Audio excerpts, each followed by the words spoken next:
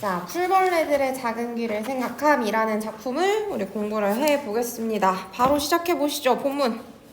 자, TV를 끕니다. 자, TV를 끄니까 밖에서 들려오는 풀벌레 소리가 있어요. 자, 여러분, 그러면 이 텔레비전이라는 소재는 어떤 역할을 하는 거야? 우리가 밖에 있는 풀벌레 소리를 듣지 못하게 하는 요소인 거지? 자, 위에 적어볼게요. 자, 얘는 요란한 소리를 내는 소재야. 그래서 우리가 풀벌레 소리를 듣지 못하게 만들어.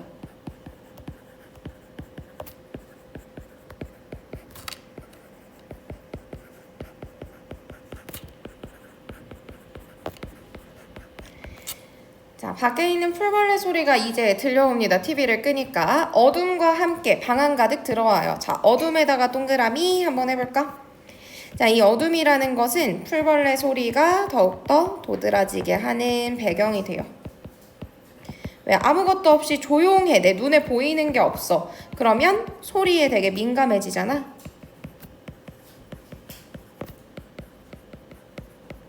소리가 도드라지게 하는 배경입니다. 자, 여러분, 그러면 이 TV 소리와 풀벌레 소리가 서로 대조적 이미지를 가진 거 느낌 오시나요? TV는 우리가 인위적으로 만든 거지?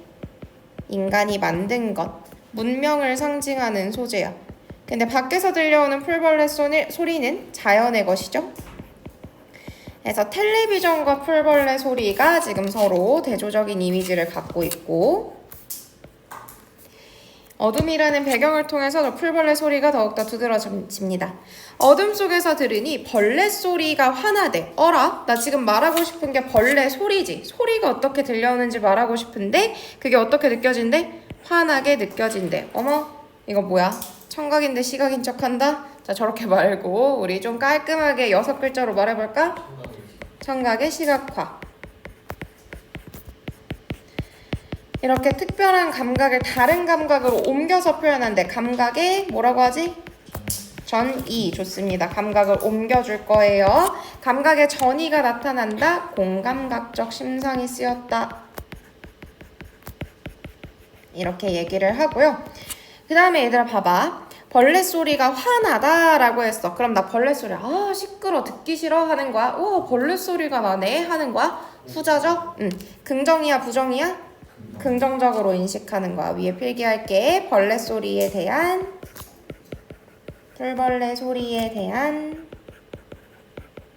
긍정적 인식. 내가 쌤이 지난달에 제주도에 잠깐 다녀왔거든? 얘기해줬지 저번에 중원고 만난 거. 중원고 만난 거. 얘기 안 해줬어? 또 우리 바빴구나. 진도 나가느라 다음에 얘기해줄게. 하여튼 제주도에 갔는데 첫 번째 묵은 숙소가요. 엄청 큰 호수가 있는 숙소였어. 그 숙소 안에 되게 넓더라고. 숙소가 바로 보이는 레이크뷰로 배정을 받았거든요. 그니까 바로 앞에가 그 호수인 거야. 좋은 점, 예쁘다. 안 좋은 점, 맹꽁이인지 개구리인지가 밤새도록 개굴 하는 거야.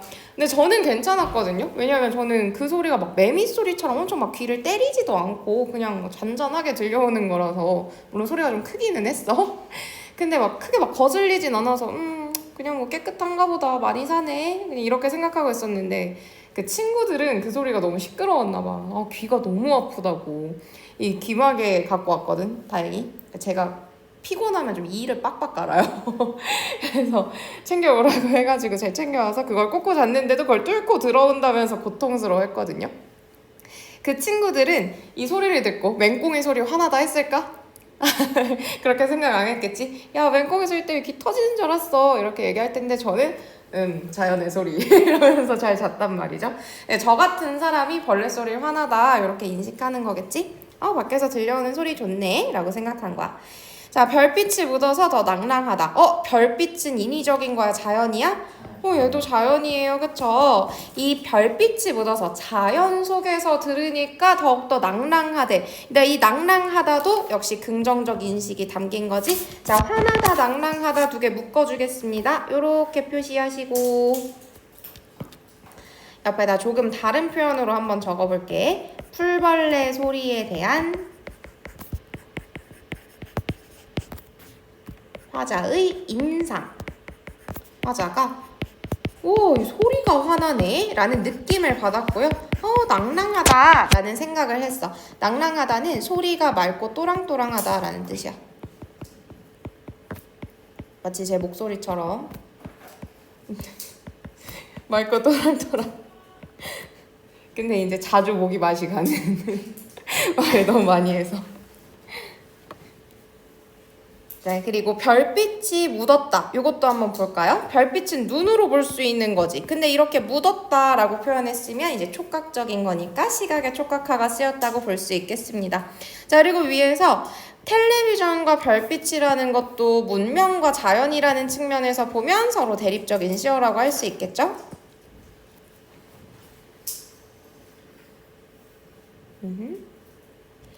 자, 해서 여기까지 별빛이 묻어 낭낭하다까지 요 구절까지 가요. 1에서 5행입니다. 1, 5행. 내용 정리 한번 해볼까요? 1에서 5행은 텔레비전을 끄자.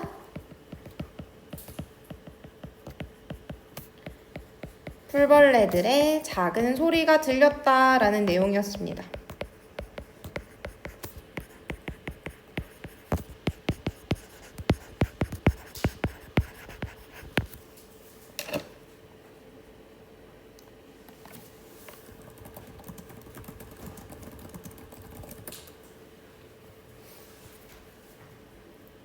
다음, 귀뚜라미나 여치 같은 큰 울음 사이에는, 얘들아, 이 큰 울음 사이에는 너무 작아 들리지 않는 소리도 있대. 그러면 이 큰 울음은 인식을 했을까 못했을까? 했을까 못했을까? 귀뚜라미나 여치 같은 큰 울음 사이에는 너무 작아서 들리지 않는 소리도 있대. 그럼 얘들아, 큰 울음과 작은 울음을 서로 지금 대조하는 거잖아? 맞지?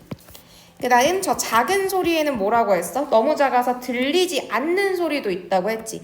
그러면 이 아래에 있는 너무 작은 소리는 내가 인식을 못한 소리일 거야. 근데 귀뚜라미나 여치 같은 큰 울음은요? 인식을 했을 가능성이 높지?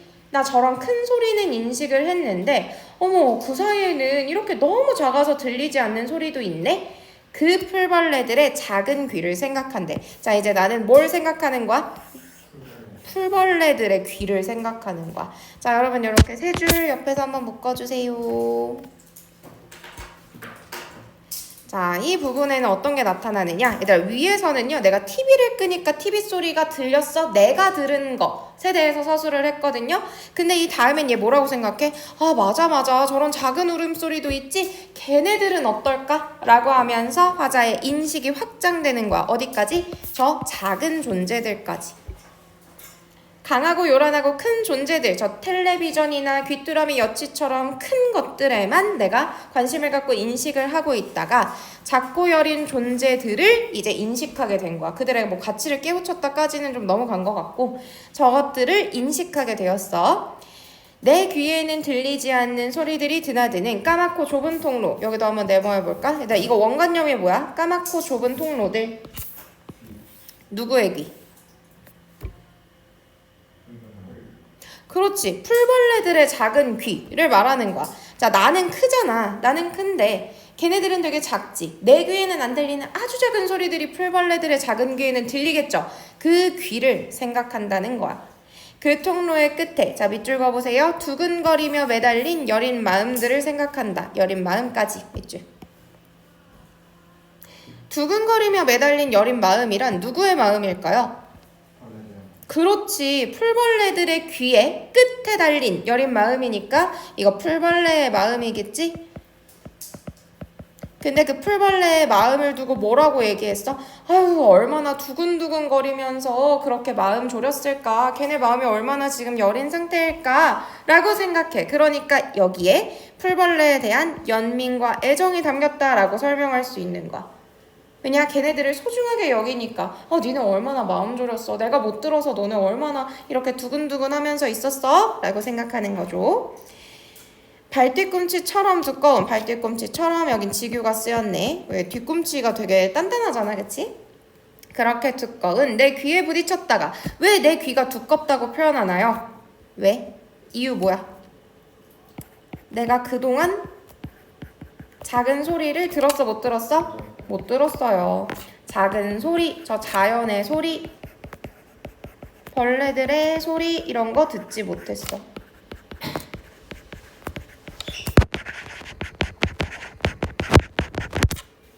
그래서 내 귀가 두껍다라고 표현한 거. 맞죠? 자, 그렇게 부딪혔다가 되돌아간 소리들을 생각한다. 이렇게 나에게 와서 닿지 못한 그런 소리들을 생각합니다. 자, 여기까지 또 한번 선 긋고 정리해 볼게. 여기까지 6에서 아마 14행일 것입니다. 풀벌레들의 작은 귀와 소리를 생각함.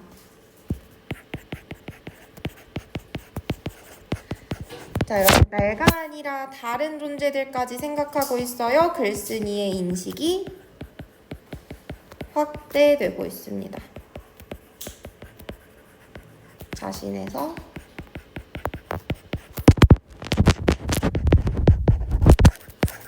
풀벌레까지.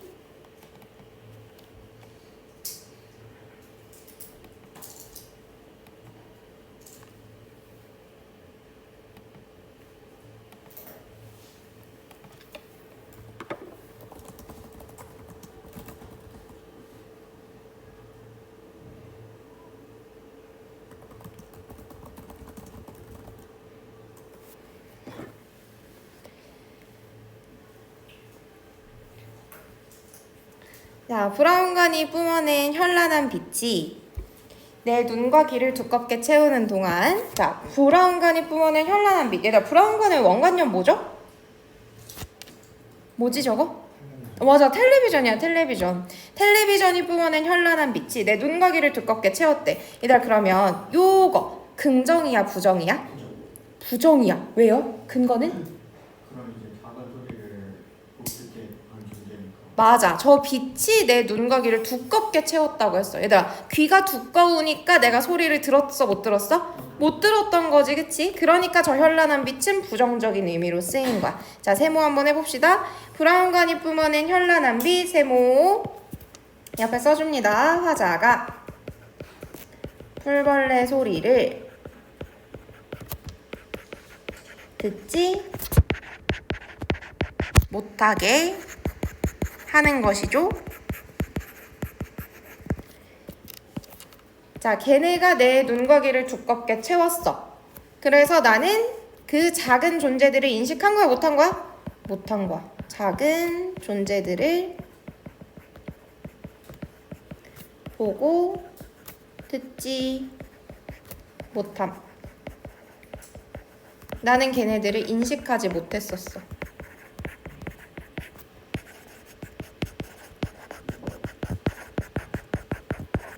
그 울음소리들은 수없이 나에게 왔다가 너무 단단한 벽에 놀라서 되돌아갔을 거야. 자, 너무 단단한 벽. 자, 원관념 한번 생각해 볼게. 첫 번째, 뭐라고 생각할 수 있을까? 일단 브라운관으로 생각할 수가 있습니다. 저런 문명이나 인위적인 것들 이렇게 생각해 볼 수가 있고, 자, 다음 두 번째는 뭘까요? 오, 맞아. 단단한 화자의 귀. 이 단단한 화자의 귀라고 생각해 볼 수 있습니다. 그 단단한 벽에 부딪혀서 돌아갔을 겁니다.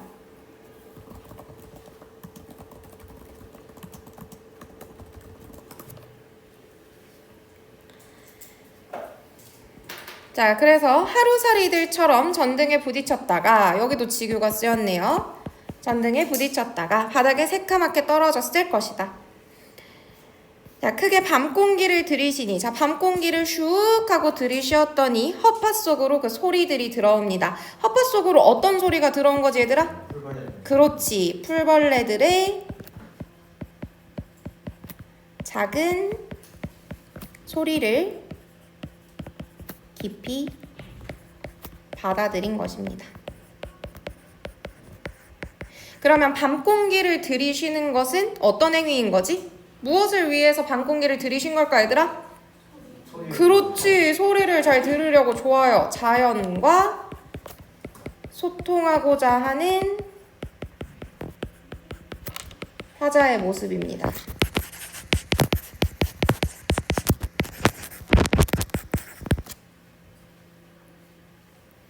그래서 허파도 별빛이 묻어 조금은 환해진다. 형광펜 그어주세요.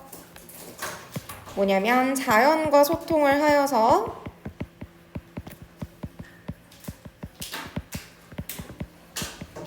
변화한 내면을 보여주는 것입니다.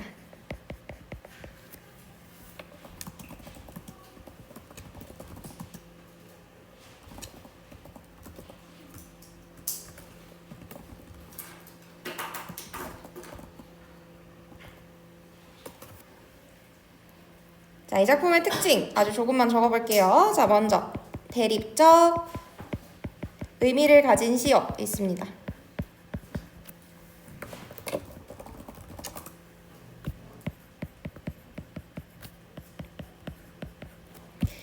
자, 문명과 인위적인 것들을 나타내는 시어. 얘들아, 뭐가 있지? 맞아, 텔레비전. 그 다음 또 브라운관 좋아요. 또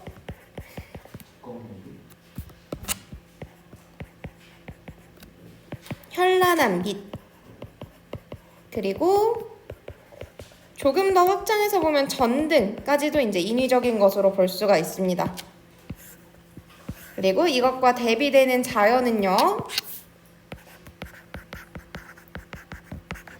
풀벌레 소리, 그리고 어둠 있지. 어둠. 인위적인 조명이 없으니까 밤에 어둡겠죠? 그리고 자연이 이 세상을 밝히는 별빛과, 그 다음 내가 들이마신 거 뭐 있었어? 밤 공기, 그치?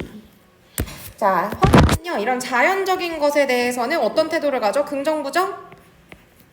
긍정. 소통하고자 했지. 근데 문명에 대해서는요, 인위적인 것에 대해서는 비판적인 인식을 담고 있어. 저런 것들 때문에 내가 자연의 소리를 듣지 못했다라고. 자, 그 외에 다른 표현상의 특징도 조금 더 적어볼게요. 표현상의 특징. 자, 먼저 현재형 진술 많이 쓰였습니다. 현재형 종결. 현재형 표현, 예를 들어서 들어온다. 그 다음 생각한다.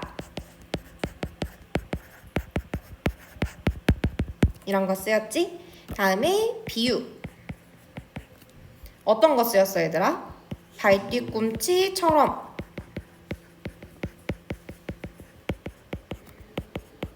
그 다음 또 그치, 하루살이들처럼. 그 다음 중간에 있던 단단한 벽. 얘도 포함.